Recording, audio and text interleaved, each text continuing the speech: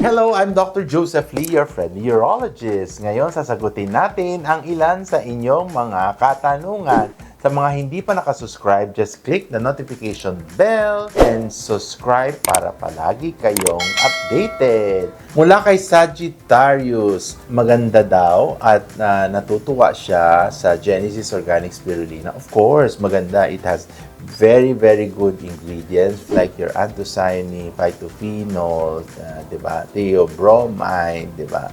At mataas rin ang antioxidants, no? It has flavonoids and all the rest of the distinctive B complex. So, tuloy mo lang, Sagittarius, ang pag-inom ng Genesis Organic Spirulina. From Aisha, makakabuntis po ba pag may loose-loss? Depende yan. At least, ang gusto ko kasi, correct ang loose-loss. Loose-loss is hernia, no?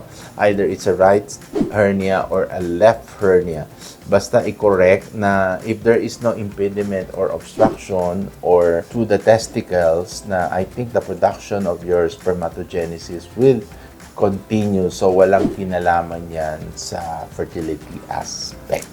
Mula kay Francesca Laika, ano ang remedy sa balisawsaw? Ang remedy, magpatingin, magpa-urinalysis, magpa-urine culture para makita natin kung ano ang problema. Do you have infection? Do you other have causes that trigger balisawsaw? Okay? Then you can do ultrasound of your kidney.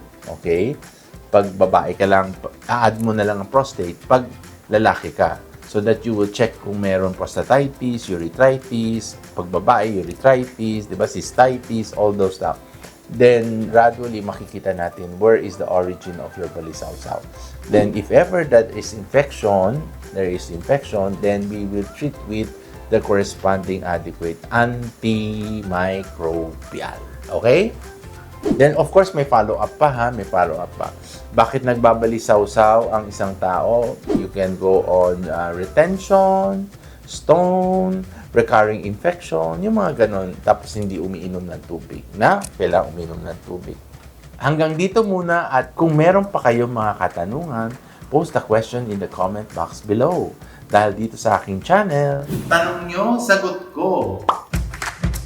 Muli ako po ang inyong Twilight-friendly urologist na si Dr. Joseph Lee saying hello but never goodbye. Thank you for watching!